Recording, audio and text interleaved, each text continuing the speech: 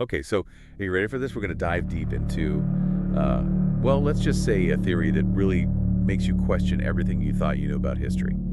It sounds intriguing already. It is, and we have some sources here that suggest that time might not be as straightforward as we think.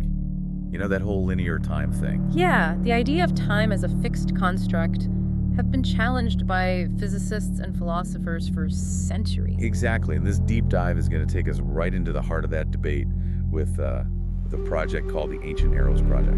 I've heard whispers about this one. Yeah, it's shrouded in secrecy and mystery, but here's what we've been able to piece together so far.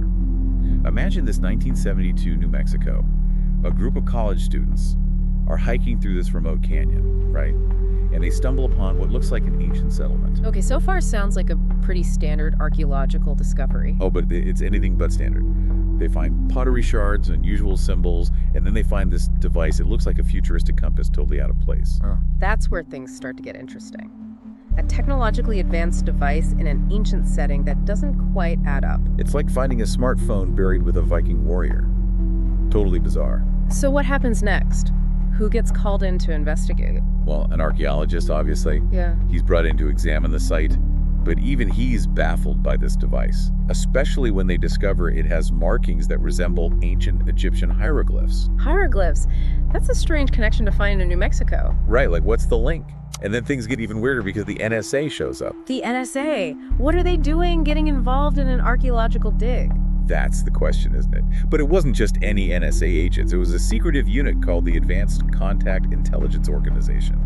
ACIO. Now, that's a name I haven't heard in a while. They're a pretty shadowy organization. They are. From what we can gather, the ACIO focuses on acquiring advanced technologies, specifically technologies of terrestrial origin. So it's like they're looking for something beyond conventional science. It almost suggests they were expecting to find something unusual, something out of place and time. Exactly. Like they knew this ancient settlement wasn't so ancient after all. Do we know what they found during their investigation? Details are scarce, but reports indicate they found even more strange symbols and artifacts within the settlement. And I'm guessing they couldn't decipher them. Nope. They spent a considerable amount of time trying, but eventually the project was shut down for whatever reason. But the story doesn't end there, does it? I mean, there's a reason we're talking about this. You know, the NSA sealed off the canyon, kept it under wraps. And then in the mid-1990s, a series of rock slides exposed more of the settlement. Really? What did they find? They uncovered over 20 hidden chambers. It was like they stumbled upon a secret underground city. Wow, this is getting more and more intriguing. So what was inside these chambers? They weren't just empty spaces. They were intricate and interconnected, and they led to a central location. Okay, I'm picturing something like an ancient labyrinth leading to a hidden chamber. You got it. Each chamber seemed to have specific purpose, and they were covered in more of those enigmatic symbols. It sounds like whoever built this place was incredibly advanced, possibly even more advanced than we are today. That's the crazy part. Yeah. There's evidence suggesting that whoever built these chambers, they coexisted with various Native American tribes in the region for thousands of years. Thousands of years. So we're talking about an advanced civilization living alongside these tribes, potentially sharing knowledge and technology. That's the theory. And it gets even wilder because in Chamber 23, they discovered something truly remarkable. Oh, it laid on me. What did they find? A disc, almost identical to a modern CD. A CD. In an ancient chamber, that's impossible. That's what everyone thought. At first, researchers thought it might be a Rosetta Stone. You know, a key to understanding all the other symbols they'd found. That makes sense. But I'm guessing it wasn't that straightforward. Not even close. Traditional decryption methods failed. They tried everything, but the symbols on the disc remained a mystery. So how did they finally crack the code? Well, two scientists came up with a radical new approach. They suggested looking at the entire settlement as a three-dimensional code. A three-dimensional code? How does that even work? They theorized that each chamber, with its unique symbols, represented a specific word. So they were treating the whole settlement like a giant puzzle. Yeah, and it worked. By the end of 1996, a team of programmers using these scientists' insights, they cracked the code. So what did the code reveal? What was the message? They discovered over 7,000 pieces of data organized into 23 sections mirroring the 23 chambers. Okay, I gotta know. What did the data say? Aliens? Lost civilizations? According to leaked information, the data tells a very different story. It claims the creators of this settlement weren't aliens, but humans. Humans from 750 years in our future. They call themselves the Wingmakers. Time-traveling humans, this is getting more and more unbelievable. So what are these Wingmakers all about? Why leave a time capsule like this? They claim these capsules, 7 in total hidden around the world, are meant to guide humanity toward a more peaceful and scientifically advanced future. They believe their knowledge can help us avoid potential pitfalls and create a better world. It's almost like they're trying to help their ancestors, but from the future. But if they're so advanced, why not just show up and, give us the cheat codes to a better future? Why all the secrecy? That's a good question. And it leads to even more intrigue because as researchers delve deeper into the Wingmakers' data, one scientist claims to have developed a device that can actually communicate with them. Hold on. He built a device to talk to these future humans. How is that even possible? We don't know the specifics, but he even suggested that this device could allow the Wingmakers to observe current events. Wait, they could be watching us right now. That's a little creepy, even for a time travel story. It's pretty unsettling. However, shortly after making these claims, the scientist was abruptly removed from the project. Removed? What happened to him? His true motives remain unknown, and it's unclear whether his device ever existed or if he was trying to influence the research's direction. So we have a scientist who might have figured out how to contact these future humans, and then he vanishes. This is getting more and more like a spy thriller. It does, right. And here's where the story takes a turn towards the public. Before disappearing, this scientist, he shared some of his knowledge about the ancient Eros project. And that's how information about the Wingmakers started to leak out. So this is how the story gets out. It's like a real-life conspiracy theory unfolding. Exactly. We had this incredible story about a potential time capsule from the future, but there's still so much we don't know. This whole idea of time travel, of beings influencing our past or future, it's mind-boggling. Are there other stories out there that suggest time travel might be more than just science fiction? There are actually quite a few accounts out there that kind of push the boundaries of what we think is possible. You know what I mean? Oh yeah, for sure. I'm always fascinated by those stories that make you question reality a bit. Like, what about that guy Edward? The one who claimed he went to the year 5000. Oh yeah, Edward. That's a pretty wild one. He even came back with a photograph supposedly showing Los Angeles underwater. Underwater? Yeah. Like totally submerged. That's what he claimed. He said it was taken in the year 5000, Los Angeles completely flooded. Whoa, that's a bleak future. Yeah. What was his story again? How did he even get to the year 5000? Well, according to Edward, he was part of a top-secret government experiment. Of course he was. Yeah. It's always a secret government experiment. Right, but he never actually named the organization. He was pretty vague on the details, just said it was a shadowy group working on some highly classified project. And this project involved time travel. Did he say how it worked? He was really evasive about the specifics. He mentioned working as a technical support engineer back in 2004, and then being recruited for this project. Recruited for a time travel experiment? That's crazy. I know, right? He implied that a lot of the technology we consider futuristic actually already exists, hidden away in government labs, used by high-ranking officials long before the public ever sees it. So like a secret world of advanced technology that we're not supposed to know about. It's like something out of a sci-fi movie. Exactly. But as for the actual mechanics of the time travel, he never really explained how they sent him to the year 5000. So another mystery within a mystery.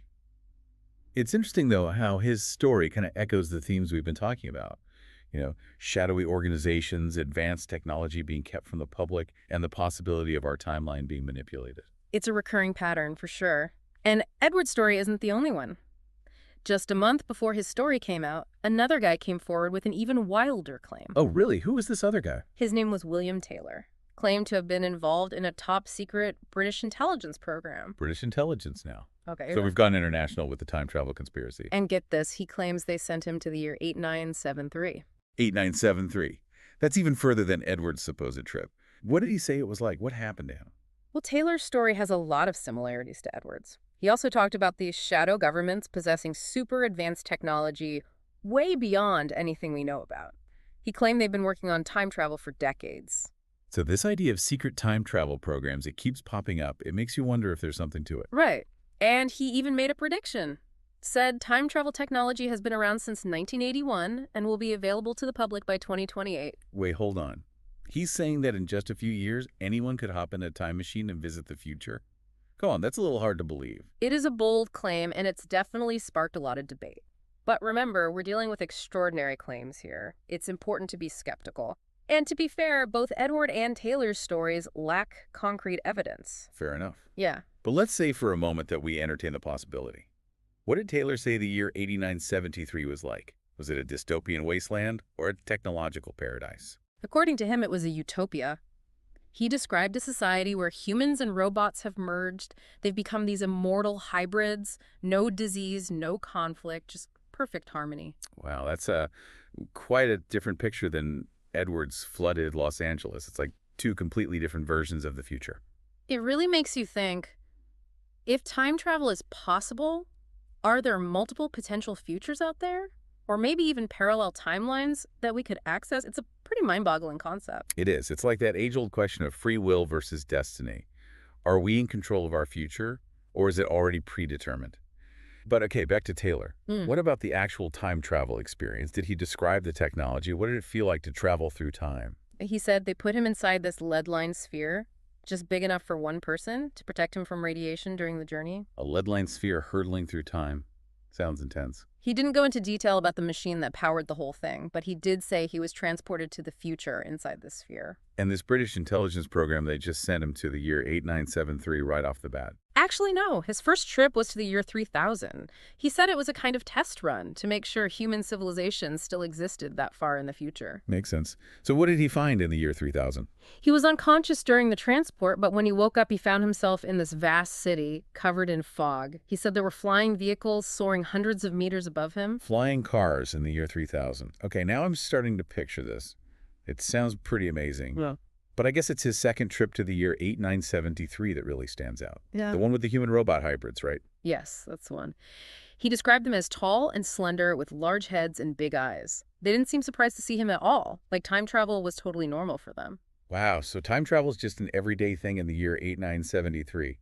That's wild. Did they explain how they became these human-robot hybrids? They said it was a natural progression, a way to achieve immortality and eliminate all the conflict and suffering that plagued humanity in the past. So they basically transcended their human limitations through technology. It's a pretty utopian vision, Yeah. but it also makes you wonder about the implications. If time travel becomes commonplace, what does that mean for our understanding of what it means to be human? Those are some big questions. Yeah. And ones that we're going to have to grapple with if time travel ever becomes a reality. Yeah, it really does make you think about the future and what it holds, like what's in store for humanity. You know what I mean? Absolutely. And one thing that's come up again and again in these stories is this idea of shadowy organizations, these Well, powerful groups operating behind the scenes, pulling the strings. it's like there's this whole hidden world out there controlling things, influencing events, and we're just clueless, you know? It's a bit unsettling to think about. Like, what if our understanding of history and even the future is being shaped by forces we can't even see? Right. It makes Yes. you wonder who's really in control. So I got to ask, what do you make of all this? Are these stories just elaborate hoaxes, or is there a chance, even a tiny one, that they might be true? That's the million-dollar question, isn't it? It's tough to say for sure without concrete evidence. But the fact that these stories exist, the fact that they spark our imaginations and get us talking about these things, it says something about our fascination with the unknown, I think. I agree. There's a part of us that wants to believe. You know, we yearn for something beyond the ordinary. And this idea of time travel, of being able to actually visit the past or the future, it's just so captivating. It's like it tapped into our deepest desires to explore, to understand, to maybe even change things. What if our understanding of time is just completely wrong? What if it's not this rigid, straight line, but something more fluid, something multidimensional that we could learn to navigate? That's a mind-blowing thought. Yeah. Like, what if we could actually bend time or step outside of it? The possibilities are endless, but so are the challenges. Think about the ethical dilemmas we'd face. Could we change the past without causing some kind of paradox? What responsibility would we have to future generations? It's a lot to consider. But even if time travel stays in the realm of science fiction, these stories serve as thought experiments. They make us question our place in time and the impact of our choices. You're right. Whether these accounts are true or not, they push us to think bigger, to challenge our assumptions about reality. And maybe that's the most valuable thing about exploring these extraordinary claims. Who knows, maybe the future is closer than we think. Or maybe it's already intertwined with our present in ways we can't even grasp yet. It's a lot to ponder. Thanks for joining us for this deep dive. And if you ever stumble across any intriguing research or mind-boggling mysteries, send them our way.